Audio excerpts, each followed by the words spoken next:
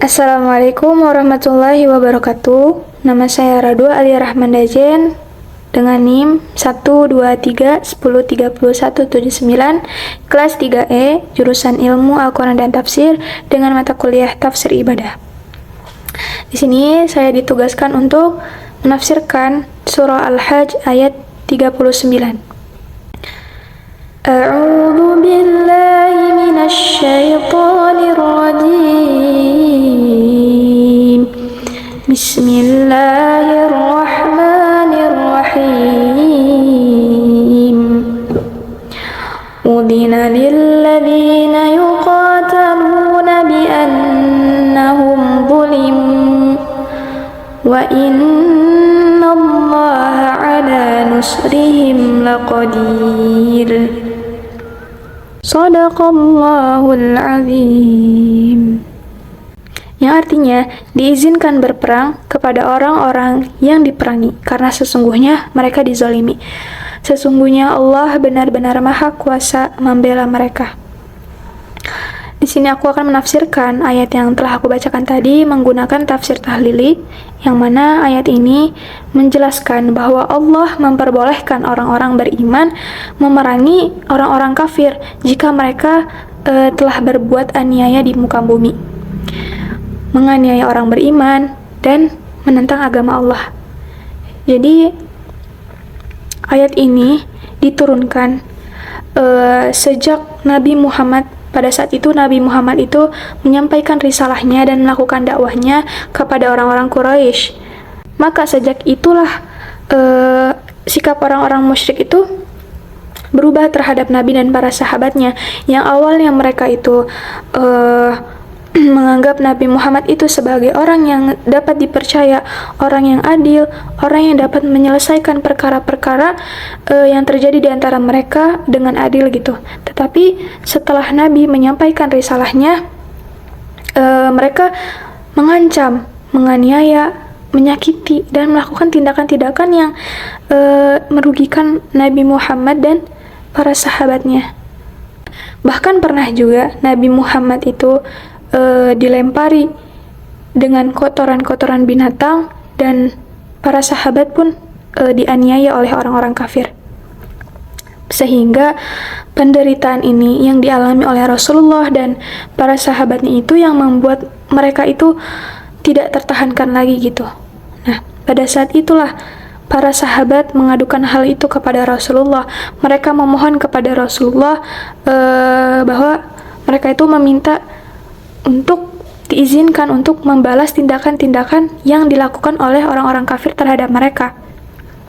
Tetapi Rasulullah menenangkan mereka, menyabarkan hati mereka untuk mempertahankan diri. Pada saat itulah semakin hari penderitaan itu dirasakan, semakin hari penderitaan itu semakin berat gitu. Nah, dan untuk menghindarkan diri dari terjadinya bentrokan dengan orang-orang kafir ini, maka pernah kaum muslimin ini hijrah gitu, seperti hijrah ke Habasyah, ke Taif, dan pada akhirnya Rasulullah dengan para sahabatnya bersama-sama hijrah ke Madinah. Nah, setelah kaum muslimin hijrah ke Madinah, barulah turun ayat-ayat yang memerintahkan kaum muslimin untuk memerangi orang-orang yang berbuat zalim gitu, menganiaya terhadap orang yang beriman, yang mana mereka tuh berusaha untuk menghancurkan agama Islam.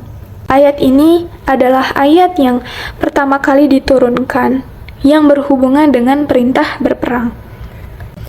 Setelah hijrah ke Madinah, maka turunlah ayat 39 ini yang merupakan ayat qital yang pertama kali diturunkan. Nah, ayat ini turun setelah Allah melarang orang-orang beriman untuk berperang dalam waktu yang panjang, dalam waktu yang lama.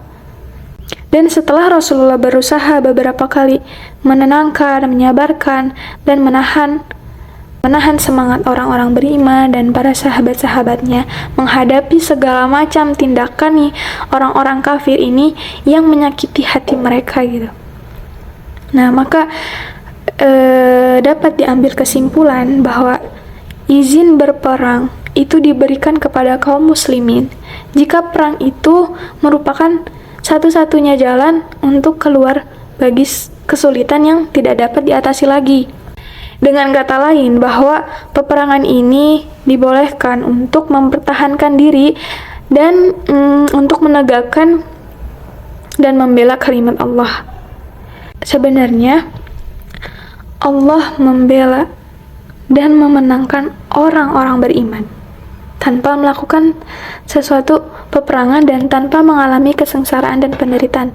Jadi sebenarnya Allah itu tanpa orang-orang muslim membalas tindakan-tindakan orang kafir, tanpa mereka berperang dengan orang kafir pun, sebenarnya Allah itu telah memenangkan orang-orang beriman tanpa mereka melakukan sesuatu peperangan gitu, tanpa mengalami kesengsaraan dan penderitaan.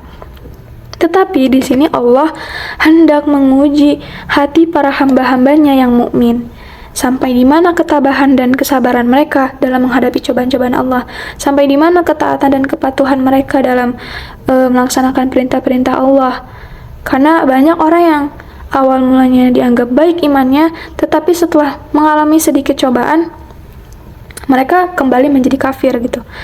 Nah, dengan adanya perintah jihad inilah, maka ada kesempatan bagi orang-orang beriman untuk memperoleh balasan Allah yang paling besar, yaitu balasan yang disediakan bagi orang-orang yang mati syahid dalam mempertahankan agama Allah.